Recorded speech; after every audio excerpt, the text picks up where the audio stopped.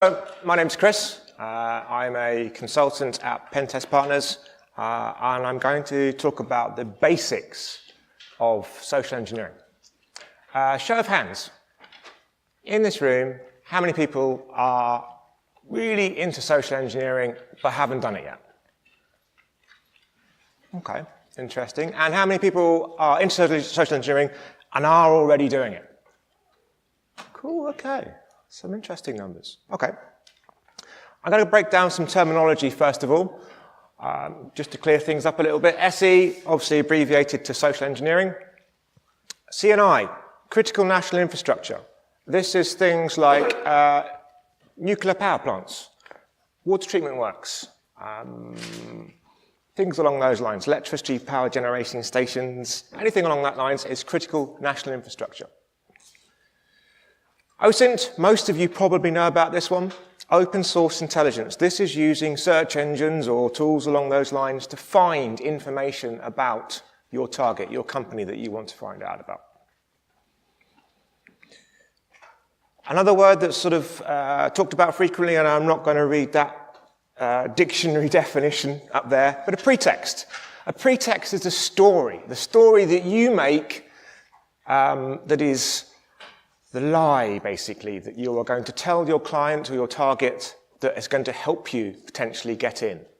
So it's a lie. It's called a pretext because you want to think about it beforehand, and that's dead important. And the last one, most of us in this room probably understand about NDAs. If you ask me questions, feel free to do so at the end there. And I say no comment, it's probably because I potentially will reveal some information that I shouldn't be telling you about. So excuse me if I say no comment to some questions. So, the first step in social engineering is always probably going to be reconnaissance. So, a client has approached you, they've given you a target, and the target could be anything. It could be a water treatment works. It could be an office block. It could be an actual office. It could be a building in the middle of nowhere. The first thing that you want to do is perform open source intelligence against this, because you want to gain as much knowledge about that thing, that target, whatever it happens to be, to help you. And the best way to do that is to look at Google Maps, look at Street View. If you can, use Street View to walk all the way around it, the things, what's nearby, what's next to it. Is it going to help you? Look at their website. Look at their social media sites, because they will often have pictures of staff, what they look like, how they dress, what their lanyards potentially would look like, what their ID badges will potentially look like.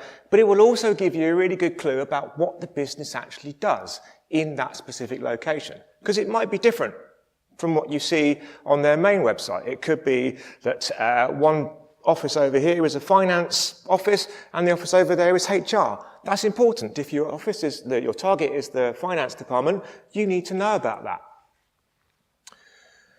The next thing I would suggest doing is actually going to the site and walking around the perimeter. Walk around the building, see what you can see. Look for important stuff that will potentially help you get in. And that could be a back entrance. They're really useful. They're often less protected than the front entrances are. And that's really common, really common. So definitely worth looking if there are any back entrances. The other thing to look out for, is there a smoking shed? I personally do not smoke. I'm an ex-smoker. So I'm the worst with normal smokers because I think it now stinks and is horrible. But I have actually gone out and bought a vape machine with no nicotine in it so that I can go and stand in a smoking shed and interact with staff. It's brilliant because 9 times out of 10, when you've built up a rapport with people in a smoking shed, you can just follow them back in again. Perfect.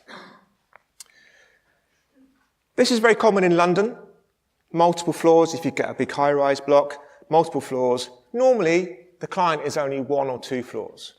Really, really important that you get the right floor, because your get-out-of-jail-free letter that the client will give you will normally stipulate just their offices.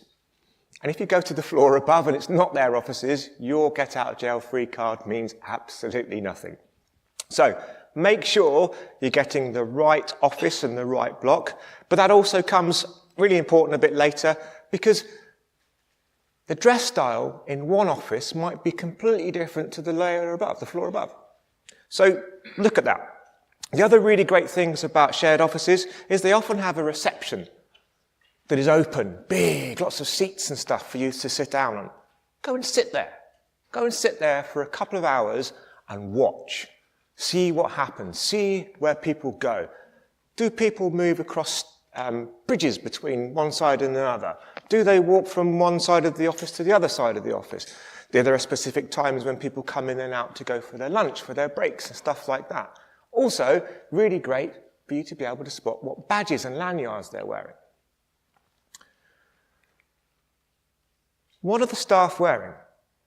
And by that I mean, are they wearing casual clothes? Are they wearing smart casual? Are they wearing suits and ties? Because depending on your pretext, you will probably want to emulate that. You'll probably want to look exactly the same as they do.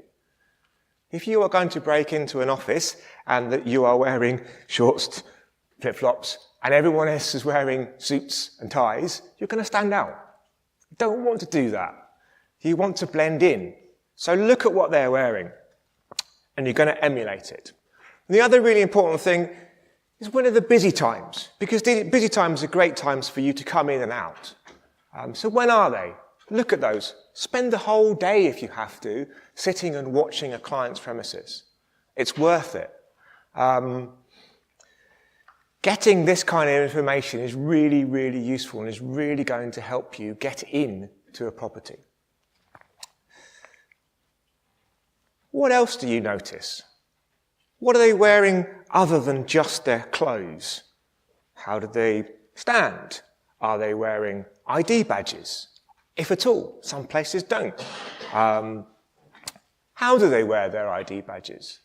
So I've got a little example over here. This is one that I use on an airport. So this blank ID badge with some trinkets on it, if you like, and a metal pin badge is what got me into an airport. Because that is roughly what they were wearing. They had metal badges on their lanyards. They had keys and things on the ID badge.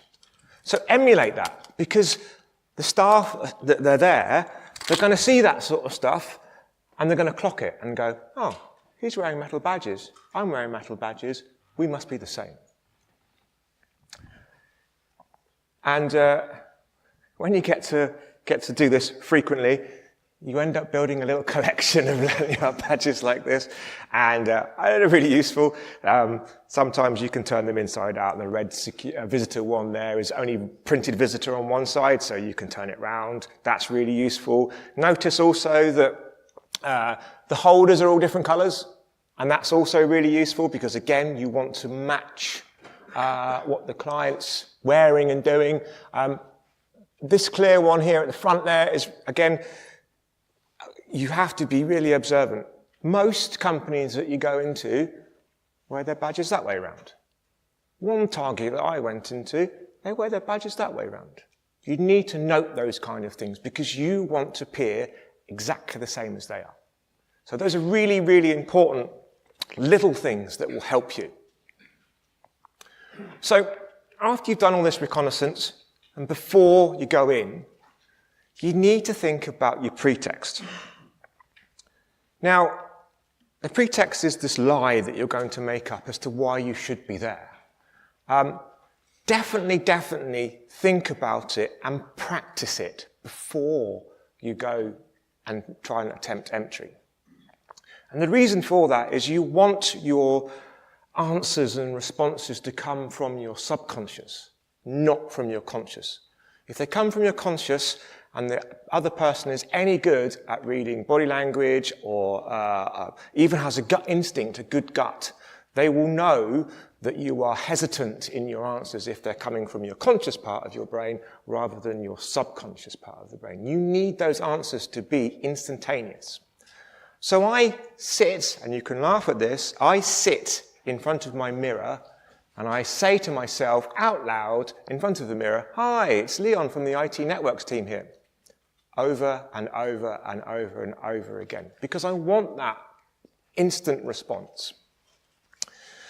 The other really important thing is fit what your pretext is going to be around what you already know. So I've got an IT sysadmin type background, so I say I'm from the IT Networks team. I know about that stuff. And again, if I am challenged or if I'm questioned about anything, those answers are already in my subconscious. Is that a Cat5 cable? Yes, it is. They're already there. And that is going to make anybody who interacts with you believe you more, because that information is just coming out quick, really, really quick. So make that pretext relevant to you. If you're a web developer, make it about development type stuff, things that you can answer quickly and easily. They say that if you shroud a story in part truth, it becomes believable. And that's not just relevant to the person asking you the question, but to yourself as well. Because again, you want that answer to be instantaneous. It needs to be quick, otherwise somebody is going to be suspicious. You don't want that. Think about your outfit. Get an outfit. I've brought, again, another little thing here that is very commonly used. A high-vis jacket. Again, surprising how easily this gets you into places. I'm not ashamed to admit that I actually picked this one up from the side of the road because I wanted one that was dirty. And it is, it's absolutely filthy, as you can see on the front of there. Brilliant. That makes it more believable. If I just nip down to Screwfix and go and buy a brand new high-vis jacket, it's going to be like the day when you take your shirts out of the packet and they've got all those funny lines over them. Oh, he's just taken the shirt out of his packet. Oh. Same thing with a high-vis jacket. So think about that outfit, match that dress style. Really, really key. Again, pretext dependent. You might say you're an alarm engineer because that is your knowledge and your background. Great. Dress like an alarm engineer if that's what your pretext is going to be. Remember your props. So if I'm going to say to whoever challenges me, I'm an IT network engineer, there is no point me turning up with a clipboard. How's that going to help me fix IT networks? And again, I brought a clipboard. It's not going to help me fix an IT network issue, is it? No. So think about your pretext. Think about what things you need to reinforce that. If you are an alarm engineer as your pretext, and that's what your background is, bring some alarm engineer stuff. I don't know what that is, but bring it. Because it's useful. It helps reinforce the story. This one's odd, and this is an experience thing. So I had to go into a financial house in Edinburgh, and I'd already done some reconnaissance a couple of weeks before, and I knew when the busy time was. The busy time was between 8:30 and 9. I live in the southwest. My nearest airport is Bristol. Checked out EasyJet flights, no problem. There was a sort of 5:30, I think it was, some ridiculous time in the morning. I don't like getting up in the morning. And it got me into Edinburgh at 7:30. Awesome.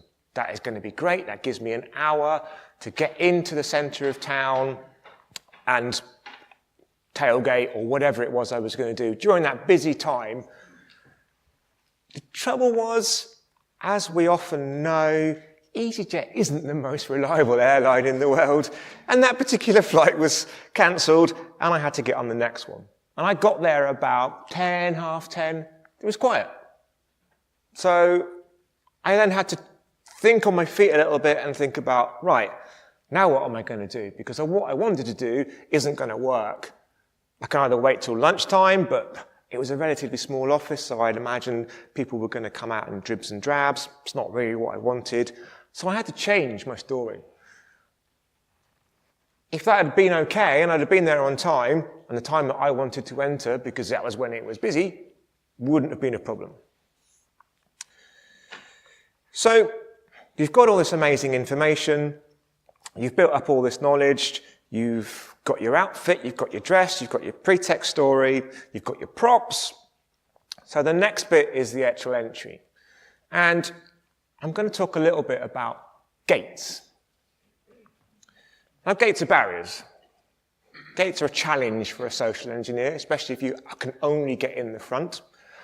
But there are some weaknesses with gates, and they can actually present opportunities for you. So I've got lots of pictures here of gates. Anybody see the issue with this one? So it's not abundantly clear, but that white door window on the left-hand side is the security guard. The gate is behind him. Why? That's a ridiculous thing to do. And the other thing that you can't see amazingly clearly on this picture, but where the end of the pole comes out from the barrier to where the white fence is about a foot. What? It's crazy. What was really crazy is they had amazing ID badges that were not easy to clone. Well, in fact, pretty much impossible to clone. So they had this brilliant bit of physical security where the ID badge, you couldn't use a proxmark or something like that to clone the badge. And then they had this stupid gate that you could just walk around and bypass the security. So again, you'll come across those things when you do your reconnaissance, useful information. Another one here, again, you can see a little bit more clearly here. There's a gap at the end of the bar. Why? Who installed this? The next set of pictures is a reconstruction that a client allowed us to do after I broke through their gate system that they just spent a lot of money on. I social engineered into this building and this particular company 4 or 5 times, and as a result, they spent a lot of money on some new barriers, new gates. Really phenomenal, look nice, pretty shiny. So they look like this, glass doors across the middle there. You can just see these black bits along the top, not the flat bit, but the black line around that. That's the sensors. So my colleague James here just swiped in. There's the back end of me walking through him. Now you can't see it very clearly in this picture, but I'm going to show you the next set of pictures from the other side. Anybody notice anything odd in that picture? No? Yeah, no. That's because I cut the stills from a video, but yeah, okay. So there's me again going through. No particular issues. You might just be able to see what I used just there. And we've got another set of pictures that comes at the other angle. This is called the long man technique. And this, you probably don't want to know about this, or well, British Rail don't want to know about this. This works on subways, on the underground, sorry, and on most train stations. You can do exactly the same thing to their exit and entry barriers. So if someone puts a ticket in before you, you can do the same thing. And what you're doing is you're tricking that black line of sensors into there is still a person going through there by holding a bag up. Could be a bag, could be a briefcase. The trick is to not hold it against the person in front of you because they'll be like, what's that guy doing? You don't want that. But if you hold it close to them and in close to you, so it's leaning against your leg, as you walk through that barrier, those ID or the sensors on the side there think, oh, there's still someone walking through. I better keep the gates open because otherwise I'm going to shut these horrible glass doors across his legs. We better keep those open. That particular company spent a lot of money putting those in, and I bypassed them. So they weren't amazingly pleased, but they were very, very kind, and you'll have to excuse my dodgy redacting there. They were very kind and allowed us to film it, but the reason they allowed us to film it was because they wanted to go back to the gate company and say, oi, your gates don't work the way you said they would. So yeah, there's me going through, no problem, and again, there's me going through into their offices just there. So you're in. Brilliant. Now what? Keep calm. Really calm. So you saw the maps and whatever information that you got from your reconnaissance and your open source intelligence, relate those to where you are. Think about in your brain, where am I in relation to those maps? Because that's useful. You want to know where you are. You want to appear confident and the fact that you know where you're going. So think about those maps and whatever you saw and relate it to where you are. It's really key. Be observant. We're terrible as human beings at being observant. I'm going to pick on somebody in the audience and test this theory. That gentleman there in the... you there. Can you look that way for me, please? All right, keep looking that way. Tell me what colour the colleague on your right t-shirt is. Red. Yes, brilliant. You can continue looking forward now. Thank you for your help. So that was an interesting test. There was a pause because we're not very good as human beings at being observant. Crucial things, and this is what I do to practice, and I suggest if you want to do this sort of stuff, you do the same. Test yourself frequently when you go into a property. So, how many people in this room can tell me how many CCTV cameras there are on the entrance to this property? I'm afraid you're wrong. I thought lots too. So there is one CCTV camera on the outside above the door, and there are 2 in reception, and that is it. Now, the fact that there's CCTV cameras is not really relevant. It's the point that I'm counting and I want to know where they are that's more important. You'd think in an airport, for example, that's looking a bit suspicious in areas of the airport that you shouldn't be in and you've just broken into, would trigger some alarm somewhere with CCTV. My experience says no. Most people don't watch CCTV, to the point where I was stood in a particular place where I definitely should have been for over an hour, looking pretty suspicious. I wasn't the focus of a CCTV at all. So don't worry about CCTV, but know where it is. Practice counting things. Practice looking at where things are. Some really, really important things. Where are the toilets? These are brilliant. Toilets are an amazing place to hide. Yep, I agree. It's very funny. It is. But it works. And I had some feedback recently from a gentleman at NCC to say, thank you so much for that particular piece of advice. I did it. It worked. When we break into places like this and we get actually in, and I'm going back to that keep calm statement, our adrenaline takes over. And we get buzzy and we get, I'm in. You've been planning this for weeks. You've been doing OSINT, you've been doing physical reconnaissance, and all of a sudden you've achieved the thing that you wanted to do and you're in. The trouble is, adrenaline takes over. And you go, ah! That is going to give you away. So, go and find a toilet. Go and find a cubicle. One of my colleagues has actually a laminated sign with some blue tack on it that says out of order. And he puts that on the toilet cubicle, and he goes and hides in there for about 20 to 30 minutes. Great. Let that adrenaline subside and get out of your body, and you will return being normal again, and you'll be able to answer questions and stuff if you're asked them. But also, you'll know where things are because you'll look at signs better rather than just whizzing past them.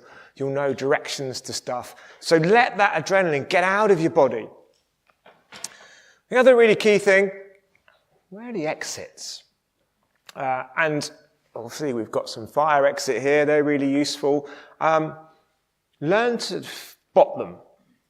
And not necessarily just the ones that are signposted like these either. Look for other ones that might not be signposted that will still give you pretty good escape routes.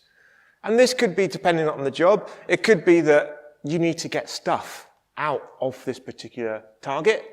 Great. If you can prop open a fire exit, perfect. and it's in a secluded area, even better.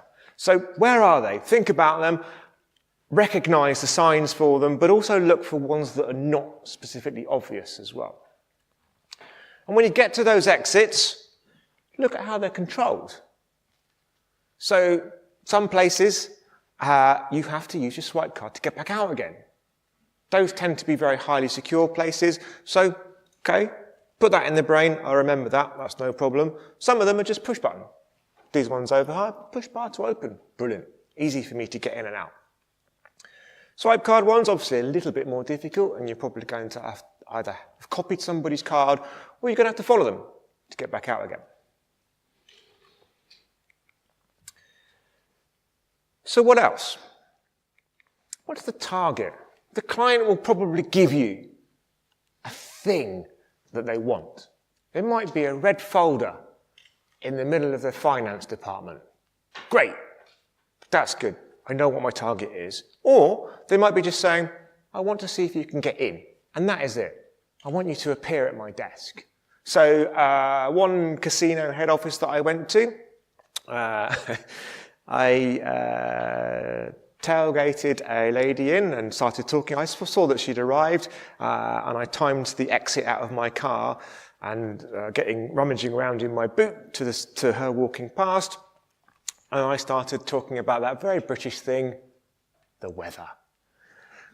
And she engaged in conversation with me because she's polite. Most people are polite.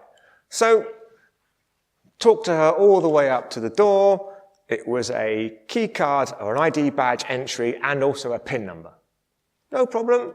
She let me straight in because I was talking about the weather. I'd engaged with her and I distracted her a little bit. Brilliant. My target for that particular job was to appear at the IT security manager's desk. He didn't want me to do anything else other than appear at his desk. So, I think it was about 9:10. Hi.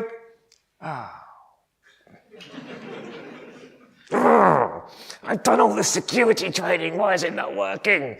So that was fun. And what was even better is later we went for a coffee in their offices, and he said, we'll do a tour, and I want you to point out the person that let you in.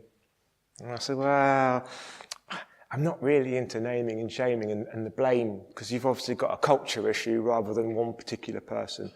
He went, yeah, that's fine, but let's go around. So we walked around this office with our coffee cups and got back to his desk, and he said, is she here? I said, yeah, she's still here. There's a lady over there in a blue dress or something or other.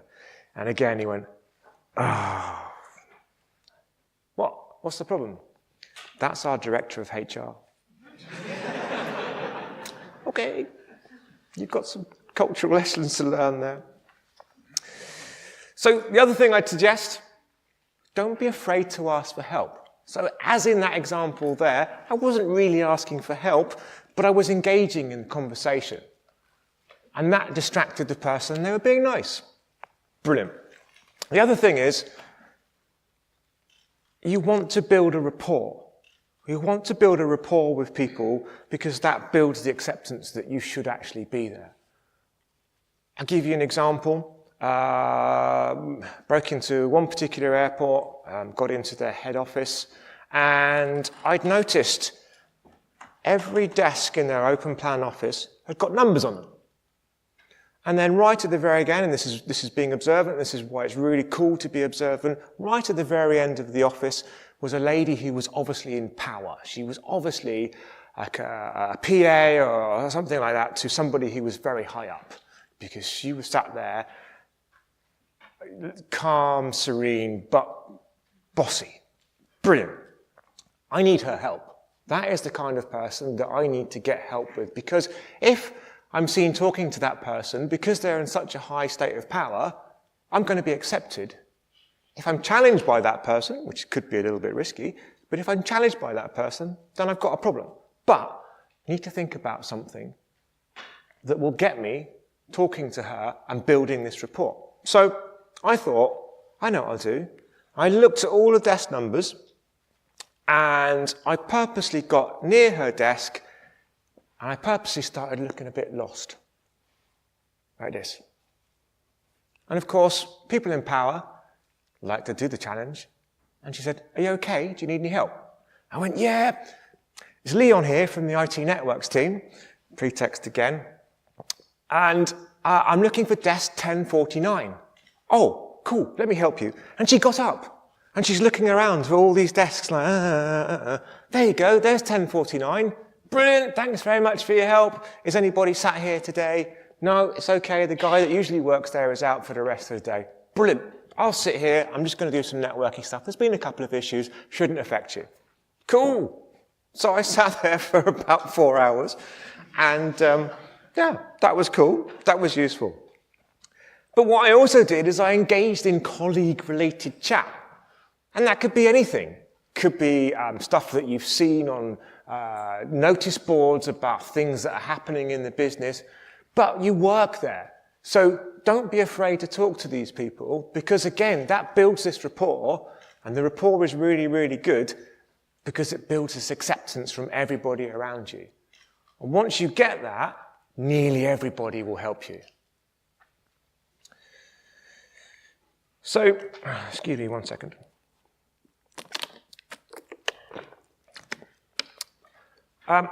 Last year, I think it was, I went to Bristol. Has everybody heard of Chris Hagnaghi? No?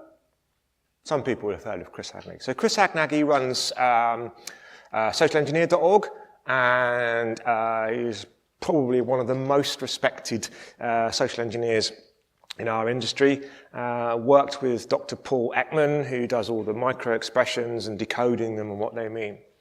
I went to his social engineering course last year in Bristol for a week. If you can get on it, I recommend it. It is absolutely amazing. You will learn so much. It is a long, long week because you sit in class from 8 till 6, I think it was. You get an hour to sort of unwind, I guess, and then he gives you homework to go out and do in the centre of Bristol, which is really cool. But one of the key things that he told me about is always leave people feeling better for having met you. And the reason for all that is you want to potentially go back. So my PA lady, I left that office and I said to her as I was leaving, there's a potential I might come back. I've got to go upstairs and see if I fix this issue, but I might not have done it, so I might be back. Cool. I've got an entry back into the desk again if I need it. So if I'd have dropped a Dropbox in there on the network or whatever it was that I'd done and it wasn't working, no problem. And it breaks, I can go back in. I can go and talk to my new friend. I've got a rapport there. Excellent. Nobody else is going to challenge me because I'm already engaging with somebody who works there. That builds this rapport and builds the acceptance from whoever is around and can see you. So it's useful to come back to that person. And also, there's no point being mean to people. I know there's a lot of meanness and hate around the world at the moment. We don't need to encourage that. We don't need to encourage it in our jobs either. And if we're doing social engineering, people feel gutted when they discover that they've let someone in that they shouldn't have done. So try and make them feel positive. Again, that new friend thing builds this acceptance that you are supposed to be there, and everybody around you in the office is going, oh, it's Leon from the IT Networks team. Oh yeah, he's doing a great job, I remember him. People just assume that you should be there. 9 times out of 10, once you've got round an outside perimeter and you're on the inside, people make the assumption that you should be there. It's very, very unlikely that anybody is going to challenge you on the inside because you've already got past all of these security controls. So you should be there. But if you build the rapport with somebody, it builds that acceptance from everyone else who's around you. And that's really, really useful. I didn't want to touch on psychology and microexpressions and stuff like that. I don't think you need it, but I do have one useful piece of advice here. And this is a psychology term. Don't negate the frame. And what that means is don't think about pink elephants. Is anybody thinking about pink elephants? Nobody? Oh, I'm not. What do I mean by that? What I mean by that is, if I go somewhere and say, do you mind if I plug into the network? And they go, oh, what are you here to do? Oh, I'm just fixing some network stuff. Don't worry, I'm not here to hack your network. Right. What is the first thing that person is going to be thinking? Oh, shit, are you here to hack the network? So, don't negate it. Don't make it a negative thing. So, you've done it. You've done the job. You've got the red folder or whatever it is in the finance department with all the company results, whatever, the new business plans. You've got all that information. So, there are some other things that I want to tell you about that are not really discussed or known about, but I think you need to know about them. And the first one is what I call the fear. So, if you're breaking into an airport, what might you be scared of? Yeah, absolutely. So when I did reconnaissance at all of these airports, there's lots of men with guns running around. And that's quite scary. And oddly enough, the company wouldn't expense me a bulletproof vest. I think they thought my life wasn't that worthwhile. I don't know. So we're very good in our inner voices at building up how bad this is going to be. Well, let me tell you, it's not actually that bad. And let's go back to the men with guns example.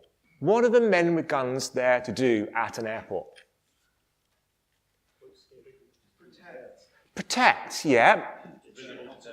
Visible deterrent. That is exactly it. And now I did a lot of reconnaissance on one particular place that I went to. I did a lot of reconnaissance on this place. There was lots of men with guns there. I built up a fear in myself. Oh man, this is going to be really tough.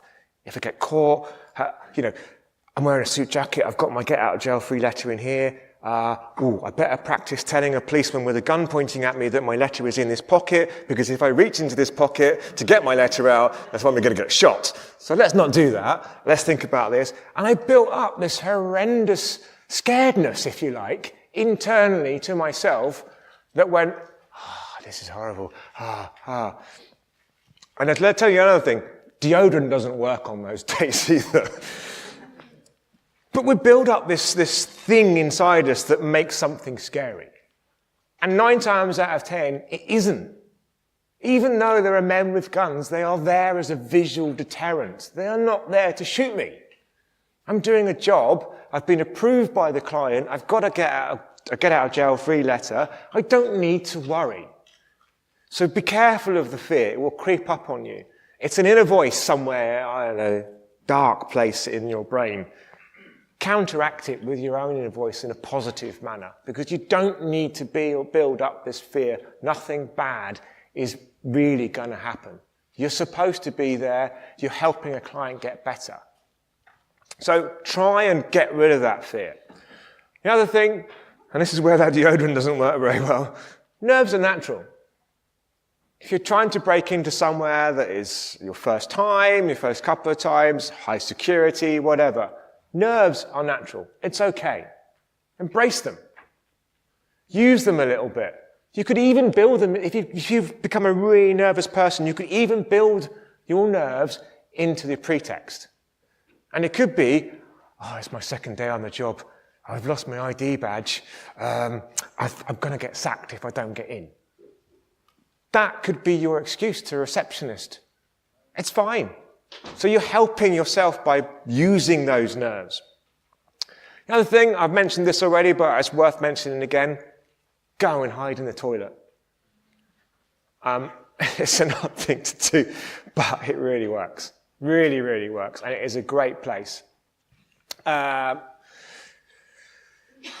can sit in there as long as you want. Play on the phone, do whatever you want to do. Go and get in there, hide in there, let that adrenaline wash out of you. You will then return back to being a normal human being. The other thing that I think is really, really important, and again, not really discussed or talked about, is how exhausting this is. You're essentially pretending to be somebody for possibly an entire day. You've built up these nerves, this fear. It takes it out of you. So one particular airport that I went to was a long way from where I live. And it was a 3.5-hour drive back home again. And there's no way, thinking back on it, that I should have driven home. It was a crazy thing to do. I should have just stayed there. There were plenty of hotels available. But I was exhausted. I was on that drive home, and I was absolutely exhausted. I'd done my job, but I'd built up all this thing, again, man with guns, in my mind. I'd been stressed all day. It was a nightmare. I shouldn't have done that. So remember, it is exhausting. No, I mean really, really exhausting. So build some time into yourself and your job or your scope or whatever to be able to recover. Because it does really, really take it out of you. The other thing that I think is really, really important, and I appreciate that I'm probably talking to a room full of hackers, might not have the same ethics as most people, I don't know. I struggled with this when I first started. I struggled with the ethics. My mum has brought me up to say, you can't break into buildings. And now I'm doing it for a living, and getting over that mental barrier is pretty difficult. So the way I work it is I tell myself I'm acting. And that, to me, separates the ethics from the, it's okay. I'm all right to do this because I'm just acting. And I'm acting in a good way. I'm trying to help my client. So, some next steps. Read some books. There's some great books out there. Amy Cuddy, she does a brilliant TED talk about presence and how to build up your own internal presence. So if you're a bit introverted or you're a bit nervous talking to people or anything like this, this book is brilliant. It's really, really good. Very plain and simple, nothing too heavy on a sort of psychology point of view. The other one that's really, really good, Olivia Fox's book called The Charisma Myth. Really, really useful. It teaches you how to become a little bit, you can still be an introvert if that's what you are, but it teaches you how to become a little bit more outward and not so awkward in conversations, and how to make people basically remember you in a good way. So this is an excellent book. Ian Mann works for ECSC. Lovely guy. Really, really nice. He's been doing social engineering for about 17 years. He's written a couple of books. His first one is Hacking the Human. There's part 1, there's part 2. Worth a read. Very good for pretext thoughts and how to build up those thoughts. 2 more here. Chris Hagnaghi. I couldn't go anywhere without mentioning Chris Hagnaghi. Amazing. Watch his podcasts, read his books. He's got another one coming out soon, I think, which is on pre-order on Amazon. Really useful, excellent books. Joe Navarro. Has anybody heard of Joe Navarro? No? Okay. Joe Navarro is a CIA or ex-CIA interrogator, but he interrogated people based on body language and micro-expressions and how they responded to specific questions. He's broken that down into a book, what every body, i.e. body language, is saying. Excellent, really, really good read. He is just about to bring out another book called The Dictionary of Body Language, I think it's called, again on pre-order. Well worth getting and reading. And the other thing I'd say is practice. If anybody plays guitar, they know that playing guitar requires practice. Nobody, Eric Clapton, whoever, is a natural. They've been playing and practicing and practicing and practicing. Now, social engineering practicing is difficult, I appreciate, so push yourselves into odd situations. If you're in a line and there's barriers either side, step out of it. See what happens. Anything bad? No. You might get a burly security guard coming and tell you to move back into the line again. That's fine. But it helps you. It helps your brain. So yeah, definitely try and practice. So that is the end. First of all, I wanted to say thank you. Thank you, A, for coming, but B, thank you for the community. So I started coming to conferences, besides London 2012, I think it was, turned up on my own, just randomly turned up, had a great time, really enjoyed it. Lots of people talked to me and helped me and gave me suggestions and things like that. So A, thanks for coming. B, thank you to the community. You've been absolutely brilliant. Let's continue helping each other because it's really great. It's really valuable. And the last one is questions, and you can't do a talk without an obligatory cat selfie picture. So this is my poor cat looking really happy that I'm taking another selfie of him and me and the cat. So, any questions?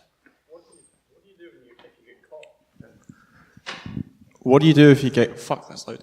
What do you do if you get caught? PG rating, Andy. Sorry. What do you do if you get caught? What do I do if I get caught? Okay, so there's lots of different levels of being caught. There's being challenged. And if you're challenged and you're not wearing an ID badge, then you want to think of an answer for that. You have to gauge. Most people, humans, have got a built-in empathy. And we can gain, and this is again another thing to practice, we can gain a good understanding of how much of a challenge we're getting from that person. And there are some instances where I will just go straight to the get out of jail free letter. Because I know I'm getting a really hard challenge that's going to get me in serious trouble if I try and lie. So there's lots of very different levels of challenge.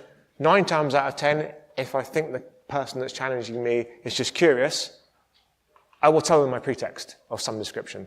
If I know I'm going to get in trouble because they don't believe me and they've already heard my pretext or something along those lines, give them the letter. There's nothing wrong with that. Okay, next question. There's a gentleman now. I actually have Hold on, I can't hear you. Well, I can hear you, but no one else can hear you.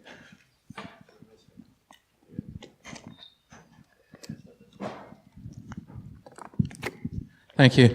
I actually have 2 small questions. Cool. The first one, how do you cope with an overseas job? Yep.